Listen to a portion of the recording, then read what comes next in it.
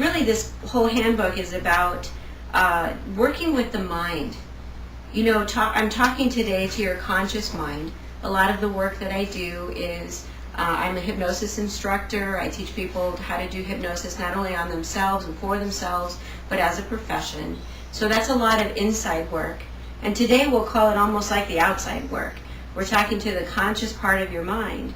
Because when you're in fear or stress about money or finances, it's your mind that kind of gets on spin and it just won't stop. You have that sense sometimes or you're trying to go to sleep at night and you just can't seem to shut that thing off. Sometimes it can really take some time out of your sleeping. So hopefully there's some things in here that can put your mind to rest. Let's go ahead and open these things up here. If you open up to the introduction, we're just going to go through this together, and I'll stop and talk about a few things. There's a table of contents there, and as you'll see, there's 10 principles. And these are not magical, and don't get too caught up in the structure of that.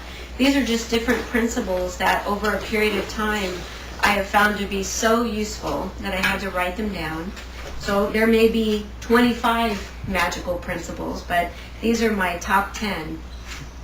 So we'll go through these together. So let's flip on over. Let's just read through this together. It's a pretty simple little book. And in the introduction, it says if you're reading this now, there's a good chance that your financial situation is not flowing as well as you'd like it to. Perhaps you're feeling overwhelmed, stressed, angry, worried, fearful, broke, or just plain unhappy. Whatever it is that has brought you here, you have come to the right place. The emotional relief you desire is at your fingertips, literally. This EEK handbook, EEK stands for Emotional Emergency Kit.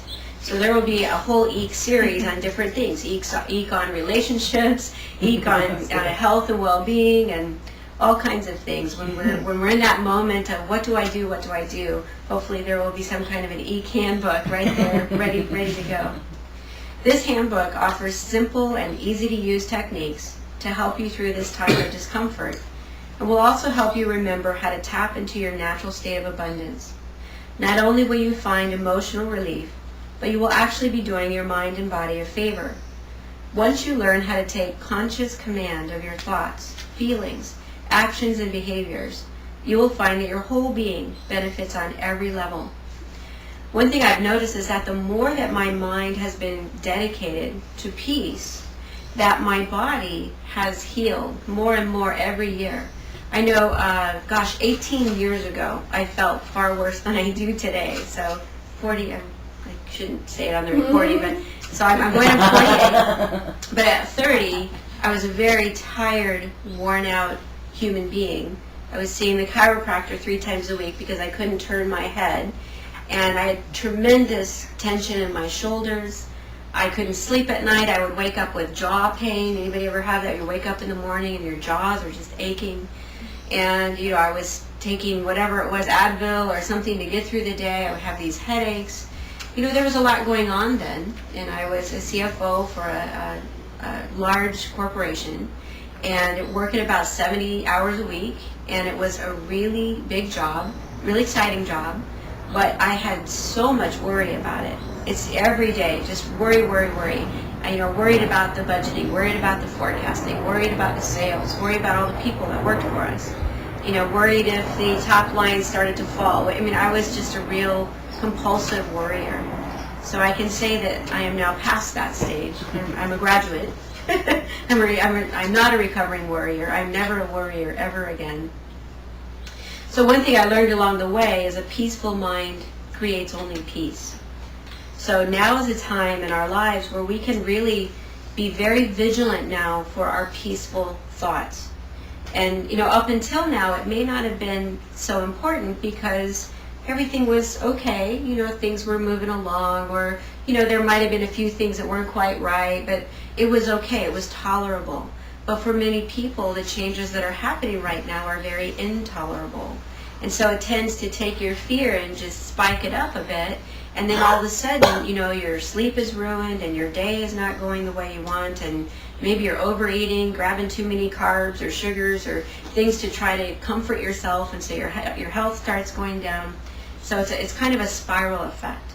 So what we're going to learn is about how to switch our allegiance from our fear-based consciousness, which is one that we may not even know that we had, but to switch that over into a peaceful consciousness.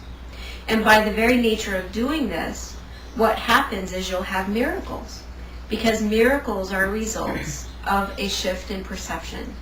So when you go from a fear-based or a worry-based mind, and you learn how to switch over to a peaceful mind, you're going to create miracles.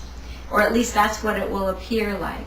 And what do you think a miracle is? Have you ever seen one or heard of one? Name one that you've heard of. What's one that you've heard of? Anybody have one? Even one you heard of in the news or watched on a documentary? What's a miracle look like? So we know when we have one, we want to be able to grab it. They always happen. What's that? I think they always happen. They always happen. How do you know when you have one? What's that? I can tell you when I had been in prayer that the Lord would, our business was suffering, and it was affecting our finances at home, which we had always kept separate. And I had been in prayer, and my mother's family's estate paid out a dividend of $86,000, and I got a check in the mail, and I used to go lay hands on them. Really, I didn't tell anybody. Nobody, just my husband knew we were having such great difficulties, and I had been praying over my mailbox and said, Lord, thank you for just sending me money. You know what I need, and I'll tithe and give off of it, but you know what I need. No joke. $86,000. How long did that take from the prayer to the check? 2 years. Okay, so sometimes it takes time because there's this divine orchestration, and that's a good check, right? $86,000. So one thing we'll notice even in this handbook is there's some interesting things that she did that really brought upon the miracle. What do you think? What did you hear in that? Prayer. What else? Patience. Beautiful. Trust. What else? Yeah. Faith. A specific request. Specific request. And Great. she's giving thanks for it being done already. There you go. Yeah. That's very magical. Yeah. Now, thanking in advance is in this handbook, and it's so important. It's not important because God's this great big ego and needs to hear our thank you all the time, Well, as long as you thank me, I'll send you that check. Well, I was going to give you 40, but I'm going to give you 86 because you thanked me. So it's not so much that God needs our big thank you. Why do you think gratitude is important? Planting a seed. Planting seeds. Well, you're looking at the vibration of gratitude rather than lack. Very good. So when we're praying, a lot of times it's called a prayer of supplication. It's when we're asking for something to be given, almost like it's missing. But when you thank someone, we usually do that after it's been given, right? Somebody gives you a birthday present, thank you, right? Somebody comes by and does something for you, thank you. You pick up your dry cleaning, thank you, it's done, right? So we don't usually say thank you or go to that place of gratitude until something has been done. So you did a really wonderful thing. Actually, I only needed 40,000. Maybe that was channeled information. So she thanked him in advance. And so that means I have this full expectation that this will be done. Why would you thank somebody if you don't think it's going to be done? So all those elements were at work.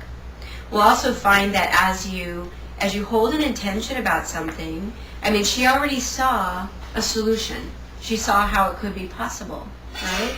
That all I would have to do is be able to allow something to happen, and all this mess would be corrected. And plus, you don't think about how it's going to get to you. You just know, Lord, just send it to me because this is what I need. And you just stay in praise and thanksgiving. Another important part, right, is you didn't decide how it had to happen.